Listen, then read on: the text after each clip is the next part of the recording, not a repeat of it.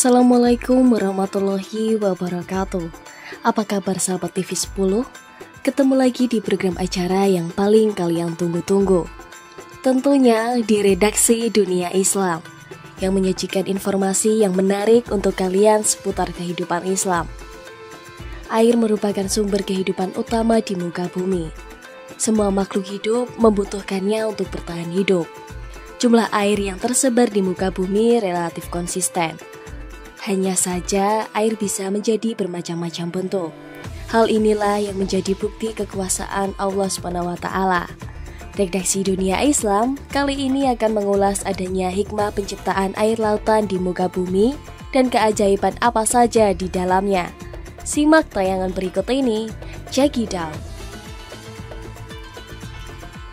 Yang pertama adalah hikmah penciptaan laut berasa asin.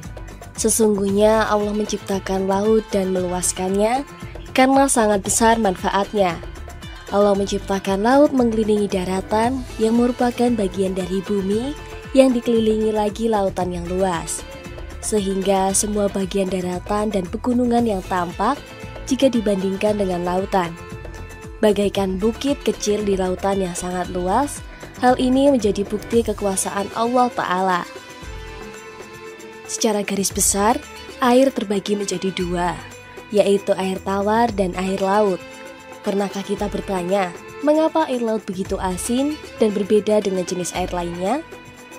Sebagian manusia berpikir seandainya air laut berasa tawar, maka bisa dikonsumsi dan dapat lebih bermanfaat. Saat ini bumi mengalami krisis air bersih. Kita hidup di bumi yang 70% diselimuti air. Dan jumlah air tawar hanya sekitar 2,5% dari total keseluruhan air yang ada di bumi. Hal ini menciptakan asinnya air laut dengan suatu alasan. Ada hikmah luar biasa di balik penciptaan air asinnya laut. Bahkan ada bahaya besar yang mengintai manusia jika air laut tidak asin. Yang pertama, untuk mencegah penyakit yang berkembang biak.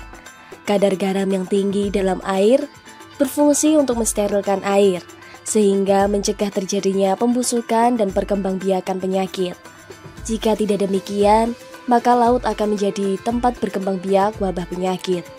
Hal ini dikarenakan laut di seluruh dunia saling berhubungan. Yang kedua yaitu air tawar lebih mudah membeku di musim dingin, sedangkan air laut tidak membeku.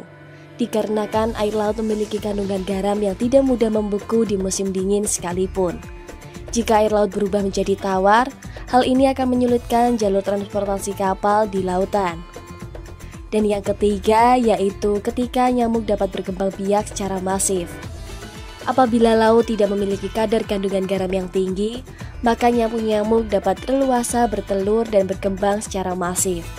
Tentunya ini akan sangat membahayakan bagi kehidupan. Terlebih berkembang biak adalah nyamuk jenis malaria dan Aedes aegypti akan menjadi mimpi buruk bagi manusia. Yang keempat adalah evaporasi. Pada saat matahari memanas, air laut dan menguap ke atas membentuk awan. Dengan adanya kadar kandungan garam yang tinggi, maka evaporasi dapat berjalan dengan lambat, sehingga debit air menguap di langit pun tidak terlalu masif. Bayangkan jika air laut menjadi tawar dan mengalami proses evaporasi dengan cepat, sehingga awan hujan yang terbentuk menjadi tidak terbentuk. Hal ini tentunya menyebabkan intensitas hujan yang turun menjadi tidak terkendali, sehingga bisa menjadi musibah bagi manusia dan makhluk lainnya di muka bumi, karena badai dan banjir akan menimbulkan goncangan yang sangat besar. Inilah yang terjadi jika air laut tidak asin. Oleh karena itu, kita patut bersyukur bahwa semua diciptakan Allah adalah dengan alasan. Sehingga segala sesuatu Allah menciptakan dengan sempurna dengan seimbang. Dalam firman-Nya, Maha Suci Allah yang menguasai segala kerajaan dan dunia Maha Kuasa atas segala sesuatu. Yang menciptakan mati dan hidup untuk menguji kamu, siapa di antara kamu yang lebih baik amalnya. Dan Dia Maha Perkasa, Maha Pengampun, yang menciptakan 7 laut yang berlapis-lapis. Tidak akan kamu lihat sesuatu yang tidak seimbang pada ciptaan Tuhan yang Maha Pengasih, maka lihatlah sekali, adakah kamu lihat sesuatu yang cacat? Surah Al-Mulk ayat 1-3.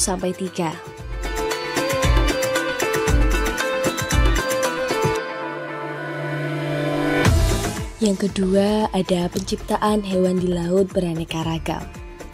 Dalam sebuah ayat Allah SWT berfirman, "Dan dialah yang menjadikan laut agar kamu dapat memakan darinya daging yang segar."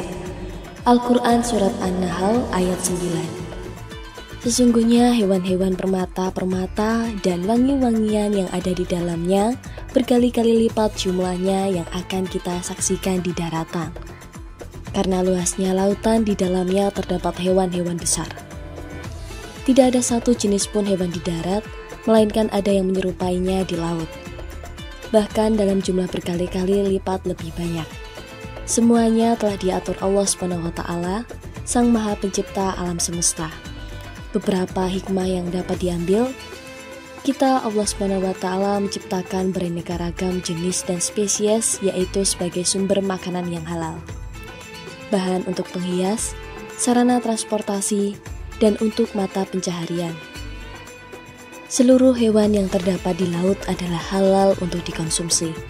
Diambil dari berbagai sumber, air laut sebagai pengawet alami terbaik. Fakta menunjukkan bahwa air laut memiliki kadar garam yang cukup tinggi, menyebabkan bangkai ikan yang mati di laut tetap segar dan bisa dikonsumsi. Dihalalkan bagimu binatang buruan laut dan makanan yang berasal dari laut sebagai makanan yang lezat bagimu, dan bagi orang-orang yang dalam perjalanan, dan diharamkan atasmu menangkap binatang buruan darat selama kamu dalam ihram. Dan bertakwalah kepada Allah yang kepadanya lah kamu akan dikumpulkan. Surah Al-Maidah ayat 96. Selain sumber makanan, hewan laut juga dipergunakan untuk perhiasan. Salah satunya adalah mutiara yang dihasilkan oleh kerang dan molusca. Mutiara adalah salah satu jenis perhiasan yang paling dihargai di dunia. Dikenal karena keindahan dan keunikan yang dimilikinya. Terbentuk secara alami di dalam cangkang kerang, mutiara telah menjadi simbol kemewahan dan status sosial selama berabad-abad. Indonesia merupakan negara kepulauan terbesar di dunia yang memiliki posisi strategis. Wilayah lautan di Indonesia sangat luas dengan potensi kekayaan yang melimpah. Kementerian Perikanan dan Kelautan KKPI RI menyebutkan potensi lestari sumber daya ikan laut di Indonesia diperkirakan sebesar 12,54 juta ton per tahun yang tersebar di perairan wilayah Indonesia dari perairan zona ekonomi eksklusif ZEE. Luas terumbu karang milik Indonesia sudah berpetakan mencapai 25.000 km persegi. Tetapi terumbu karang dalam kondisi sangat baik hanya 5,3%.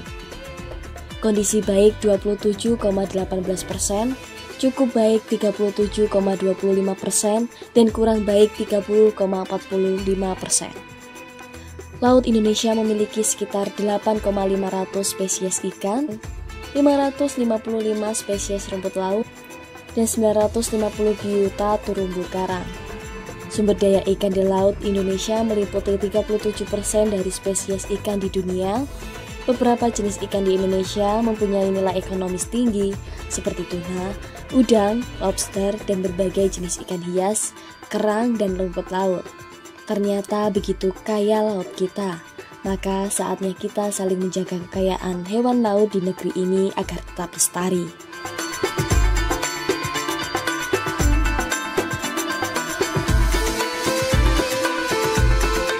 Yang ketiga, hikmah keajaiban api di dasar laut. Apabila kita pikir secara logika, tentu tidak masuk akal. Apabila kita siram dengan air, pasti akan mati. Tapi mengapa api di dalam air yang sejatinya terdapat air yang sangat amat banyak, tidak bisa memadamkan api tersebut? Subhanallah, itulah tanda kebesaran Allah SWT. Fenomena alam ini merupakan fenomena yang ada di dasar laut di bumi. Secara alami, api keluar akibat letusan api di bawah laut. Fenomena api di dasar laut telah dijelaskan dalam Al-Quran Surat At-Tur ayat 6 yang artinya, dan laut yang di dalam tanahnya ada api. Melansir buku Miracle of Al-Quran As-Sunnah, usai Perang Dunia Kedua, ilmuwan menjelajahi samudra serta lautan guna mencari bahan mineral cadangan yang hampir habis. Para ilmuwan pun terkejut dengan banyaknya pegunungan vulkanik yang terbentang di lautan. Mereka sebut sebagai pegunungan bawah laut. Gunung-gunung tersebut terbentuk akibat letusan gunung dahsyat berapi. Di kedalaman sekitar 1,6 km di bawah laut, letusan gunung berapi dapat meleleh keluar serta memanas hingga akhirnya menyemburkan abu vulkanik. Allah Subhanahu wa Ta'ala berfirman yang artinya, ada laut yang di dalam tanahnya ada api. Quran Surat At-Tur ayat 6. Ibnu Katsir dalam tafsirannya menjelaskan bahwa maksud ayat di atas adalah pada akhir kiamat kelak, lautan akan dijadikan api yang berkobar mengelilingi orang-orang. Demikian diriwayatkan oleh As-Sa'id bin Al-Musyab dari Ali bin Abi Thalib. Al-Qurtubi juga menjelaskan bahwa maksud kata masyhur adalah yang dinyalakan. Dalam riwayat disebutkan, sesungguhnya lautan akan dinyalakan pada hari kiamat hingga menjadi api. Sedang Wahbah Az-Zuhaili mengatakan bahwa ayat tersebut berbicara tentang lautan yang penuh dengan air.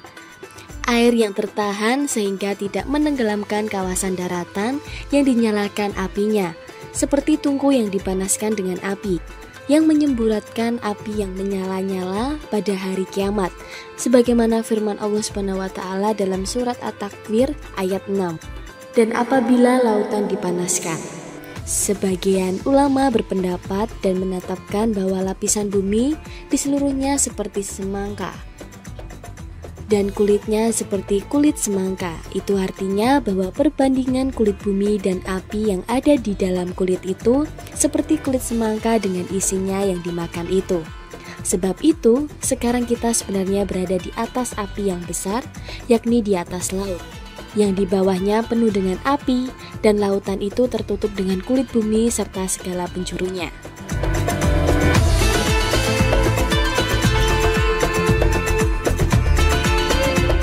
Yang keempat adalah kapal dan bahtera di laut. Allah Subhanahu wa Ta'ala menjelaskan bagaimanakah keadaan laut di atasnya, mengapung bahtera dan kapal. Semuanya ditundukkan oleh Allah Ta'ala. Allah Ta'ala berfirman, dan di antara tanda-tanda kekuasaannya ialah kapal-kapal di tengah yang berlayar di laut seperti gunung-gunung. Surah Asy-Syura 32. Lihatlah bagaimana nampaknya kapal tersebut di lautan. Punyaannya lah bahtera-bahtera yang tinggi layarnya di lautan laksana gunung-gunung. Quran Surah Ar-Rahman ayat 24. Ibnu Katsir dalam kitab tafsirnya mengatakan bahwa bahtera tersebut nampak besar seperti gunung. Subhanallah, kita akan lihat berbagai kapal yang kecil dan besar seperti gunung yang berjalan di lautan. Lantas, apa manfaat bahtera di laut? Kapal yang berada di lautan membawa manfaat bagi manusia karena mereka dapat berpindah dari tempat ke tempat lain sebagaimana diterangkan dalam ayat. Sesungguhnya dalam penciptaan langit dan bumi, silih bergantinya malam dan siang, bahtera yang berlayar di laut membawa apa yang berguna bagi manusia. Quran Surah Al-Baqarah ayat 164. Dalam Islam, bahtera atau kapal memiliki dua makna, yaitu bahtera Nabi Nuh sebagai simbol penyelamat dan ketaatan kepada Allah. Sedangkan kapal-kapal modern berlayar di lautan sebagai sarana mencari rezeki dan karunia Allah. Bahtera Nabi Nuh adalah perintah langsung dari Allah Subhanahu wa Ta'ala untuk mengangkut Nabi Nuh, orang-orang beriman, dan sepanjang dari setiap jenis hewan agar selamat dari banjir bandang besar. Hal ini melambangkan rahmat Allah yang memberikan perlindungan bagi mereka yang taat dan berserah diri, serta menjadi pengingat akan keadilan Allah dan memberikan balasan bagi kaum yang ingkar. Kisah ini juga mengajarkan umat muslim untuk tetap teguh dalam iman dan ketaatan meskipun menghadapi ejekan atau kesulitan seperti yang dialami Nabi Nuh saat membangun bahtera. Sementara itu, kapal-kapal yang ada sekarang adalah bukti rahmat Allah yang memungkinkan manusia untuk berdagang, bertransportasi, dan mengambil manfaat dari lautan. Al-Quran menjelaskan bahwa Allah menundukkan bahtera agar dapat berlayar di laut untuk manusia mencari karunia-Nya dan berbagai keperluan seperti perdagangan.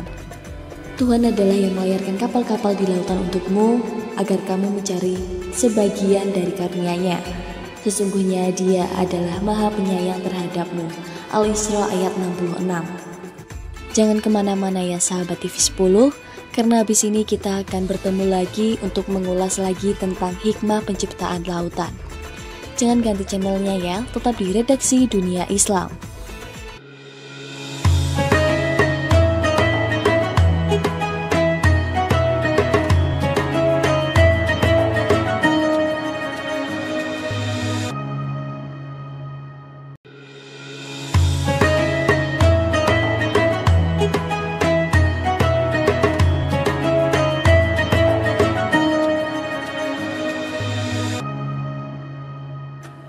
Halo sahabat TV 10, kembali lagi di program acara Redaksi Dunia Islam. Tanpa basa-basi, kita lanjutkan saja hikmah penciptaan lautan dan keajaiban di dalamnya. Langsung saja simak videonya, check it out. Yang kelima, kegelapan di dasar laut. Bukan rahasia lagi bahwa dasar laut memiliki kegelapan yang mencekam. Berkaitan dengan hal tersebut, pada dasarnya cahaya sudah tak terlihat saat kedalaman laut mencapai 1000 meter. Karena tidak terlihat cahaya, sudah pasti ada kegelapan di dalamnya. Tak hanya gelap, kondisi semakin mencekam karena ada gelombang di dasar laut. Hal ini sesuai dengan penjelasan dari para peneliti yang menjelajahinya. Penjelajahan tersebut berlangsung sekitar tahun 1900 Masehi. Pada ilmuwan baru-baru ini menemukan keberadaan gelombang di dasar laut yang terjadi pada pertemuan antara lapisan-lapisan air laut yang memiliki kerapatan atau massa jenis yang berbeda. Gelombang yang dinamakan gelombang internal ini meliputi wilayah perairan di dalamnya, laut, dan samudra, dikarenakan pada kedalaman air laut memiliki massa jenis lebih tinggi dibandingkan lapisan air di atasnya. Gelombang internal ini memiliki sifat seperti gelombang permukaan. Gelombang ini dapat dipecahkan persis sebagaimana gelombang permukaan. Gelombang internal tidak dapat dilihat oleh mata manusia, tapi keberadaannya dapat dikenali dengan mempelajari suhu atau perubahan kadar garam di tempat-tempat tertentu. Fenomena keajaiban laut ini juga tak luput dari Al-Quran. Allah SWT berfirman pada surat An-Nur ayat 40 yang artinya, atau seperti gelap gulita di lautan yang dalam yang diliputi oleh ombak, yang di atasnya ombak pula di atasnya lagi awan. Kegelapan tersebut juga berdampingan dengan ombak, lalu di atasnya ada ombak lagi, kemudian di atasnya lagi ada awan. Kegelapan tersebut saling menindih sehingga tak bisa melihat apapun ataupun terlihat oleh siapapun. Karena hal tersebut, Allah SWT juga menegaskan bahwa barang siapa yang tak mendapatkan cahaya atau petunjuk darinya, maka tidak memiliki cahaya sedikit pun. Hanya Allah SWT saja yang mampu memberikan cahaya di kegelapan dasar laut tersebut. Deretan keajaiban laut dalam Al-Quran di atasnya bisa jadi salah satu bukti keesaan Allah SWT. Sebagai umat muslim sudah seharusnya kita meyakini hal tersebut. Pembahasan ini juga bisa mengingatkan kita bahwa Allah SWT Maha Pencipta sekaligus memberi petunjuk.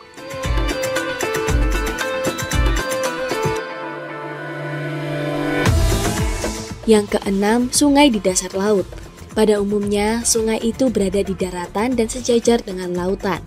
Namun, percayakah Anda bahwa terdapat salah satu fakta di dunia, bahwasanya terdapat sungai di bawah laut di bumi? Mungkin terdengar aneh, namun demikian, di Al-Quran menjelaskan bahwa ada bagian dari bumi mengenai fenomena sungai di laut. Fenomena laut yang di dalamnya ada sungai yang mengalir merupakan salah satu bukti nyata kekuasaan Allah SWT yang telah dijelaskan pada Al-Quran jauh sebelum sains modern mampu menjelaskannya. Surah Al-Furqan ayat 53 tidak hanya menunjukkan keajaiban alam, tetapi juga meningkatkan kita akan kebesaran dan kekuasaan Allah SWT. Dan dialah yang memberikan dua laut mengalir berdampingan, yang ini tawar lagi segar dan yang lain asin lagi pahit. Dan dia dijadikan antara keduanya dinding dan batas yang menghalangi. Quran Surah Al-Furqan ayat 53. Ayat ini menunjukkan bahwa Allah SWT telah menciptakan sistem yang rumit dan seimbang di dalam alam semesta, termasuk fenomena dua laut yang berdampingan tanpa saling menyatu. Tuhan menciptakan lautan dan daratan yang sangat luas, dan tidak jarang ada beberapa wilayah yang jarang. Bahkan hampir tidak pernah terjamah oleh manusia, sehingga daerah daratan dan lautan tersebut hanyalah sebatas misteri. Karena adanya pantangan atau bahayanya yang membuat manusia tidak boleh mendatangi wilayah tersebut. Alhasil, hal ini membuat ketidaktahuan manusia terkait mukjizat Tuhan mengenai sungai di laut. Sejak lama, teori ini menjadi perdebatan para ilmuwan mengenai kelautan. Bagaimana tidak? Pasalnya, air asin dengan air tawar tidak menyatu adalah salah satu hal yang mustahil. Namun demikian pada nyatanya, sungai di Meksiko ini sama sekali tidak menyatu dengan air laut. Beberapa ilmuwan ada yang mengatakan bahwasanya fenomena ini dinamakan halus line. Keadaan ini yang menyatukan area vertikal yang letaknya berada di bawah air laut yang memiliki kadar garam berubah dengan cepat seiring perubahan kedalamannya. Apabila diperhatikan dengan seksama, fenomena ini terdapat sebuah dinding pemisah antara air asin dan air tawar. Hal ini berubah karena perubahan kadar garam yang berpengaruh terhadap perpadatan air. Sehingga apabila diamati dengan jeli, air asin dan air tawar jika bertemu, maka akan muncul semacam garis pembatas di antara keduanya. Seorang peneliti kelautan bernama Josques Vazquez pernah melakukan penelitian di dasar laut. Ia berhasil menelusuri fenomena bawah laut di Meksiko. Saat melakukan aktivitasnya, Castillo dibuat takjub karena fenomena sungai bawah laut yang jarang sekali diketahui oleh manusia. Air tawar di tengah-tengah air asin, hal ini membuat Castillo menjadi penasaran dan melanjutkan penelitiannya.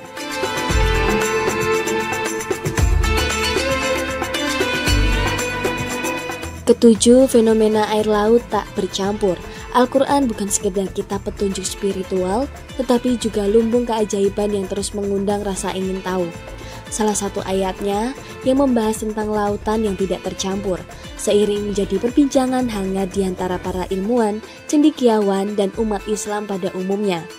Dia memberikan dua laut mengalir, yang keduanya kemudian bertemu. Antara keduanya ada batas yang tidak dilampaui oleh masing-masing. Quran Surat Ar-Rahman ayat 19 dan 20. Dalam pandangan ulama, fenomena ini sebagai simbol keteraturan semesta yang diatur oleh kekuasaan Allah. Dalam dunia sains modern, hadir untuk menyingkap sebagai misteri dari ayat ini.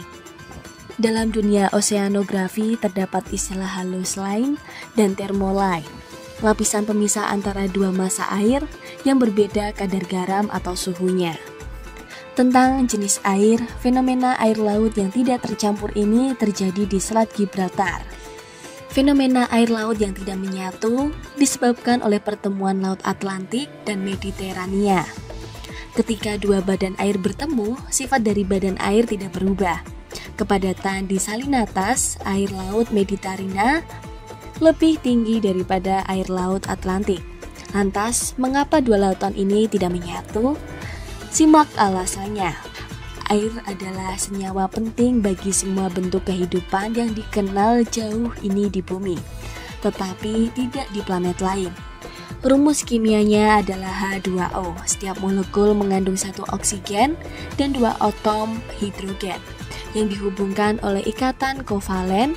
Air menutupi hampir 71% permukaan bumi.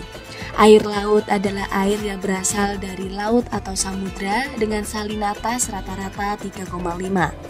Artinya, 1 liter air laut mengandung 35 gram garam.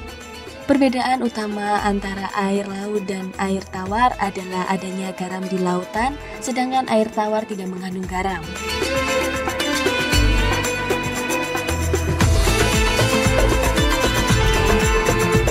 Yang kedelapan, fenomena Laut Merah di Semenanjung Arab. Laut Merah merupakan perairan yang terletak di Timur Tengah. Laut ini memiliki luas permukaan sekitar 438.000 km persegi. Penjelasan ilmiah menyebutkan bahwa warna merah di permukaan muncul akibat ganggang Trichodesmium erythraeum yang berkembang.